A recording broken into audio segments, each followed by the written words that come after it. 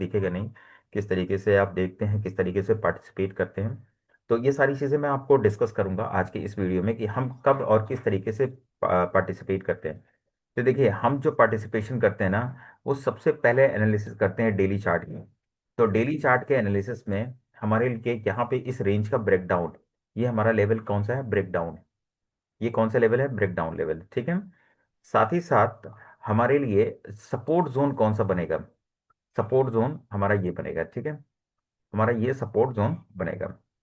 अब हमारे लिए देखिए, हमारे लिए रेजिस्टेंस एंड सपोर्ट दोनों क्लियर हो गया।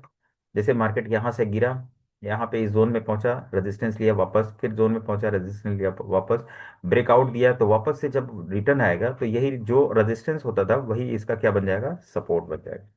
हमको डेली चार्ट पे इतनी चीजें एकदम क्लियर हो गई हैं कि ये हमारा बाइंग जोन है और ये हमारा सेलिंग जोन है, ठीक है। अब इन बिटवीन बाइंग जोन और सेलिंग जोन के बाद आपको करना क्या है, आपको सिंपली 15 मिनट के चार्ट पे जाना है। कितने मिनट के चार्ट पे जाना है, 15 मिनट के चार्ट पे जाना है। और 15 मिनट के चार्ट पे जब भी मार्केट अप साइड में मूव करता है तो उसका प्राइस एक्शन एक फॉर्म होता है, उसका एक प्राइस एक्शन होता है, और वो प्राइस एक्शन होता है हायर हाई का। कौन सा प्राइस एक्शन होता है, हायर हाई का, ठीक है। हायर हाई अप ट्रेंड में होगा तो मार्केट हायर हाई बनाएगा, डाउन ट्रेंड में होगा तो मार्केट लोअर लो बनाएगा। तो फिलहाल अगर हम इस अप ट्रेंड की बात करें, फिलहाल हम अगर इस अप ट्रेंड की बात करें, देखिए यहाँ पे मैं पहले आपको अप ट्रेंड समझा देता हूँ, मार्केट कैसे अप ट्रेंड में होता है। मार्केट का ये अप ट्रेंड, ठीक है। मार्केट का क्या है, ये अप ट्रेंड, मार्केट ऐसे ही चलेगा। वो आपको पसंद आए ना पसंद आए वो आपकी मर्जी, ठीक है, लेकिन मार्केट चलेगा ऐसे ही। ये आपका अप ट्रेंड है। फिर उसके बाद अप ट्रेंड यहाँ से खत्म हो जाता है, ठीक है। अब ट्रेंड खत्म हो जाता है, फिर ये आपका डाउन ट्रेंड शुरू हो जाता है ना। अब चलिए, सबसे पहले हम लोग अप ट्रेंड में हमने एक चीज क्लियर कर ली कि हमारा जो ट्रेडिंग स्पॉट है, डेली चार्ट पे जो हमारा लेवल है, वो कौन सा लेवल है हमारे लिए, 2140 रुपये जो हमारा बाइंग जोन है। 2140 रुपये हमारा बाइंग जोन है। और वापस से फिर हमारा जो सेलिंग जोन है वो है 2264 रुपये का, ठीक है। ये हमारा सेलिंग जोन है डेली चार्ट के हिसाब से। अब 15 मिनट के चार्ट के हिसाब से हमने मार्क कर लिया हमारा बाइंग जोन कौन सा है, सेलिंग जोन। तो यहाँ पे जो रेजिस्टेंस है, ये लाइन ऊपर वाली लाइन है, ये हमारे लिए रेजिस्टेंस होती है। नीचे वाली लाइन हमारे लिए सपोर्ट होती है। तो रेजिस्टेंस एंड सपोर्ट के बीच में जब मार्केट होता है तो आपको यहाँ पे देखना पड़ता है, क्या देखना पड़ता है, कि आप जब भी सपोर्ट के पास पहुंचते हैं, जब भी आप सपोर्ट के पास पहुंचते हैं, जैसे मार्केट यहाँ से गिरा, सपोर्ट के पास पहुंचा, हैमर कैंडल बना, आपका टारगेट, ठीक है। सिमिलरली मार्केट यहाँ पे ओपन हुआ, ओपन होने के बाद अपसाइड में मूव किया, वापस से धीरे धीरे करके कहाँ पे आया, नीचे आया। नीचे कहाँ पे आया, ने सपोर्ट पे, सपोर्ट लाइन पे, 15 मिनट पे चार्ट पे हमने जो ड्रॉ किया था सपोर्ट लाइन, वो सपोर्ट पे आया। और यहाँ पे दो कैंडल स्टिक बनाए, एक तो इन्वर्टेड हैमर बना है, दूसरा हैमर बना है, ठीक है। ये हैमर, जैसे ही हैमर के हाई निकलता है मार्केट ने टारगेट दे दिया, वापस से फिर मार्केट क्या करता है, यहाँ पे अपने सपोर्ट जोन पे आता है और यहाँ पे 3 o'clock हो जाता है। फिर नेक्स्ट डे मार्केट खुलता है, आपको किस जोन में मिल रहा है, बाइंग जोन में मिल रहा है। तो मार्केट यहाँ पे हैमर कैंडल बनाता है, मार्केट फटाक से ऊपर टारगेट दे देता है। वापस से फिर मार्केट क्या करता है, यहाँ पे प्राइस एक्शन अपसाइड का बिल्ड होता है और फिर वापस से नीचे आता है।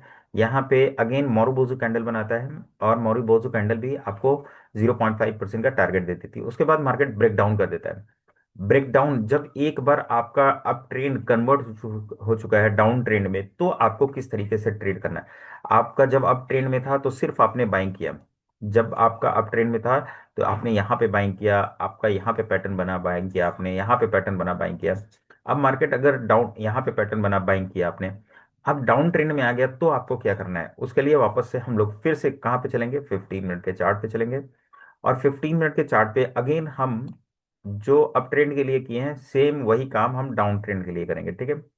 देखिए, रेजिस्टेंस एंड सपोर्ट ड्रॉ करने में हमें कंजूसी नहीं करना चाहिए। जो भी रेजिस्टेंस एंड सपोर्ट बने हमें उसको एक्सेप्ट कर लेना चाहिए। तो देखिए मार्केट में कहाँ पे, इस लेवल पे यहाँ पे इस लेवल पे, इस लेवल का मतलब क्या हुआ, मैंने इसके और इसके लो को मिलाया, ठीक है। इसके इसको लो को मिलाया और ऐसे ही एक्सटेंड कर दिया। अब ये हमारे नीचे वाली लाइन, यानी नीचे वाली लाइन हमारे लिए सपोर्ट है और ऊपर वाली लाइन हमारे लिए रेजिस्टेंस है। अब देखिए, चूंकि हम डाउन ट्रेंड में हैं तो ज़्यादा बेहतर हमें ट्रेड मिलेगा डाउन साइड का। और अप ट्रेंड में होते हैं तो ज़्यादा बेहतर ट्रेड मिलता है अपसाइड का। लेकिन अपसाइड या डाउन साइड में दिन भर में एक से दो ट्रेड मिलना ही मिलना है, कोई भी स्टॉक हो। ठीक है।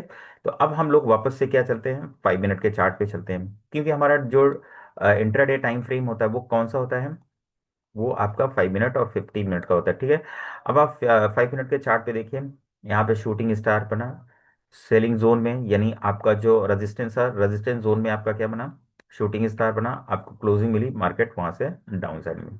फिर यहाँ पे बुलिश इनगल्फिंग बना, किस जोन में बना, सपोर्ट जोन में बना, आपको क्लोजिंग मिली, फिर आपने पार्टिसिपेट किया, आपको 1:1 का टारगेट मिल गया, वापस से फिर मार्केट आपके सपोर्ट जोन में आया। अब यहाँ पे मोरूबोजू कैंडल बनाया, और मोरूबोजू कैंडल जैसे ही बनाया, मार्केट ने 2190 से लेकर के 2208 तक का इसने हाई लगा दिया। तो ये डिपेंड करता है आपके ऊपर कि आप, वो ट्रेडिंग गट आपके अंदर है कि नहीं, कि आप ट्रेड को टाइमली एग्जीक्यूट कर पाओ राइट प्राइस पे, टाइमली एग्जीक्यूट कर पाओ राइट प्राइस पे। जब तक आप टाइमली एग्जीक्यूट नहीं करोगे, वो भी राइट प्राइस पे, तब तक फिर मार्केट आपको रिवॉर्ड नहीं करने वाला है। तो इन सारी चीज़ों को सीखने के लिए आपको टेक्निकल एनालिसिस की अंडरस्टैंडिंग काफ़ी अच्छी होनी चाहिए। ये सारी चीज़ें तभी आपको पता होंगी जब आपके पास टेक्निकल एनालिसिस की अंडरस्टैंडिंग बहुत अच्छी होगी। अगर आपकी टेक्निकल एनालिसिस की अंडरस्टैंडिंग बहुत अच्छी है, तो आप मार्केट में लेवल आइडेंटिफाई करिए, लेवल आइडेंटिफाई करने के बाद आप पार्टिसिपेट करिए और थोड़ा सा पेशेंस रखिए, मार्केट आपको रिवॉर्ड करेगा। नेक्स्ट बात ये होती है, अगर आपको कुछ भी नहीं आता है तो फिर आप मार्केट में ट्रेड करने से पहले कहीं से भी आप टेक्निकल एनालिसिस सीख लीजिए।